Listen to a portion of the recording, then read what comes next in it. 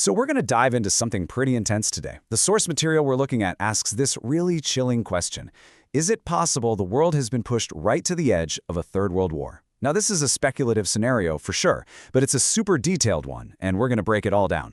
You know, the source we're digging into makes this incredible point right off the bat. Big wars, they never just happen overnight. They simmer. Just think about it, right? The things we remember from history class, like an assassination in 1914 or an invasion in 1939, those weren't really the cause. They were just the final spark. According to this source, the real stuff, the broken promises, the arrogant threats, that had been bubbling under the surface for years. Okay, so let's set the scene. Imagine this. The source material drops us right into a hypothetical January of 2026. And what it describes is basically a horror film trailer for the entire planet. A super fast descent into total chaos that just shatters every rule we thought we lived by. So how does it all go so wrong, so fast? Well, the source lays out what it calls the calendar of destruction. It's pretty much a play-by-play of the first 11 days of this hypothetical new year, days that it claims could completely unravel the world as we know it. Just look at this timeline. I mean, the speed of these events, according to this scenario, is just insane. On January 1st, a coup. By the 3rd, a direct confrontation with Russia. Then you've got tariffs against an ally, a blockade against China, and it all leads up to a threat against NATO itself. All of this in less than 2 weeks. So let's break down exactly how this house of cards comes tumbling down. So here's the first domino to fall.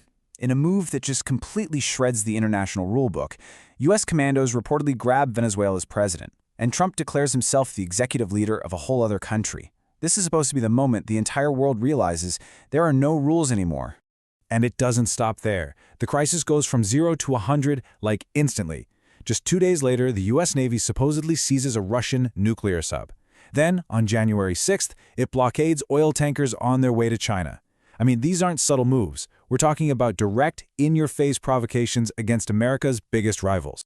But you'd think, okay, this is just about picking fights with enemies, right? Wrong. In this scenario, the U.S. also turns on its friends. A massive, crippling tariff gets slapped on India, and a threat is made to basically take Greenland, which, belongs to Denmark, a fellow NATO member. The message is loud and clear. Nobody is safe. And this brings us to the big question, right?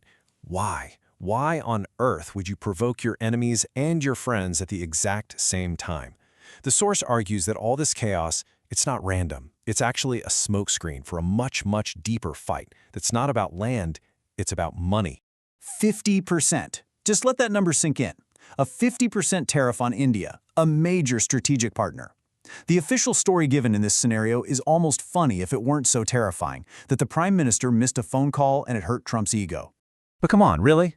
A 50% tariff that could wreck an entire economy just because of a missed call and a bruised ego? The source we're looking at says, no way. It claims this wasn't some emotional outburst. It was a cold, calculated warning shot in a huge economic war. And this is where the source says the real story is. See, for about 80 years, the US dollar has been king. It's the world's go-to currency. But now you've got this club of powerful nations, the BRICS, which includes India, Russia, and China, and they're starting to trade with each other in their own currencies. According to this source, that is the real threat to American power. The tariff isn't about a phone call. It's a punishment for even thinking about challenging the dollar. The source even comes up with a name for this kind of leader, Dollar Trump. It's their way of describing a political figure whose every single move, whether it's military, trade, whatever, is supposedly all about one thing, keeping the US dollar on top of the world. But here's where things get really sci-fi. This isn't your grandfather's war, fought with tariffs and ships. The source argues we're deep into a new kind of conflict, one that's fought on battlefields we can't even see. So think about old wars, right? You had tanks, ships, soldiers on the ground, stuff you could see. But this new war? The source says it's totally invisible. It's not fought with tanks to control land. It's fought with satellites to control GPS. It's not fought by soldiers, but by cyber armies trying to control the power grid. The whole battlefield has shifted from the physical world into this invisible world of code and signals. And get this, in this new kind of fight, it's not just governments anymore. We're talking about private citizens and their companies becoming massive players on the world stage. The source points to people like Elon Musk, claiming his Starlink internet system is being used to get around government controls and help fuel regime change in places like Venezuela and Iran.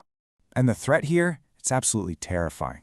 The source mentions leaked reports suggesting Russia and China have fired up their cyber armies. Just imagine, with a single click, your whole city just goes dark. The power grid's down, ATMs are useless, hospitals are running on backup generators, your GPS is lying to you. The source warns that one country could literally send another back to the Stone Age with just a few keystrokes. So, with this kind of threat hanging over everyone's heads, how are people reacting? Well, the source points to a pretty scary divide. There's one reaction for the super rich and a very different one for the rest of us. Okay, this might be one of the most chilling details in the whole scenario. The source claims that the people with the most information and the most to lose, the Silicon Valley billionaires, the Wall Street titans, they're not panicking. They are preparing. They are quietly building these super high-tech, self-sufficient bunkers, stocking them with years of supplies. It's like they're not running from a crisis, they're getting ready to ride it out. So, the rich are building their bunkers. What about everybody else? Well, for the rest of us, the source predicts absolute economic chaos. Think about it. A war, even a small one, kicks off and oil prices could go through the roof. That means inflation goes wild, companies start laying people off, and your savings, they just get eaten alive. Your mortgage, your car, the price of food, everything skyrockets. To wrap up how this whole situation feels in this fictional 2026, the source uses this really powerful image. The world, it's a giant pile of gunpowder. Tensions have been building and building, and now the match has not only been lit, it's already been dropped. And that leaves us with the source's final haunting question. It suggests the debate isn't about if this kind of global disaster is going to happen anymore, but when.